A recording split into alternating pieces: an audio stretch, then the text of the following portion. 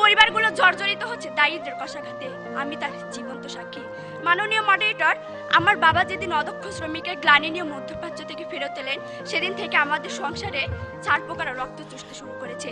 তারপর থেকে বাবাকে বহুবার বিবশ হতে দেখেছি। একজন পুরুষের পকেটে পয়সা না থাকলে কেমন যেন এলোমেলো হয়ে যায়। তা বাবাকে দেখে শিখেছি। মাঝে মাঝেই বাবা মায়ের কাছে জমানো টাকাগুলো কেড়ে নিত। মাকে খুশি করার জন্য বলতো, তোমার টাকা আমার টাকা, আমার টাকা আমার টাকা। আমি পরীক্ষার ফি দিতে পারিনি বলে বহুবার কমন রুমের জানালায় চোখ রেখে কেঁদেছি। ভালো একটি পোশাকের জন্য পড়া ভুলে না খেয়ে থেকেছি বহুবার। বন্ধুদের টিফিন দেখে জিভে জল আসতো, বলতে পারিনি। অথচ মাননীয় মডারেটর, আমার বাবা যদি কোনো প্রতিষ্ঠান থেকে শিক্ষিত হয়ে দক্ষতা অর্জন করতেন, তাহলে আমার স্বপ্নগুলো হয়তো মধ্যাকর্ষণ শক্তিতে ঝুলে থাকার মতো পেন্ডুলাম হয়ে দোল খেত না বারবার।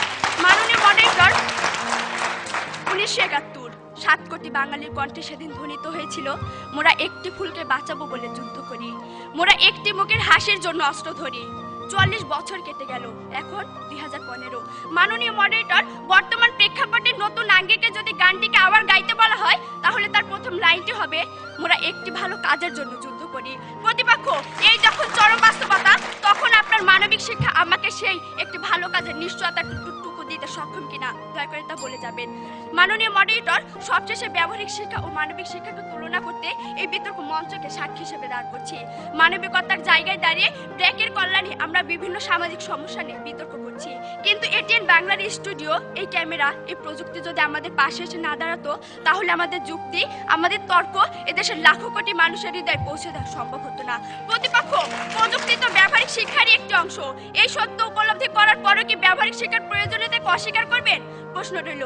মাননীয় মডারেটর, ব্যবহারিক শিক্ষাকে কাজে লাগিয়ে আমরা যদি দেশটাকে উন্নত করতে পারি, তাহলে দেশের প্রতিটি মানুষের সুখী জীবন নিশ্চিত হবে এবং বেজে উঠবে মানবিকতার জয়গান। তাই পরিশেষে বলতেই হয়, ব্যবহারিক শিক্ষায় যত বেশি উন্নত হবে দেশ, পথ হারাবে না বাংলাদেশ। ধন্যবাদ মাননীয় মডারেটর, ধন্যবাদ সবাই।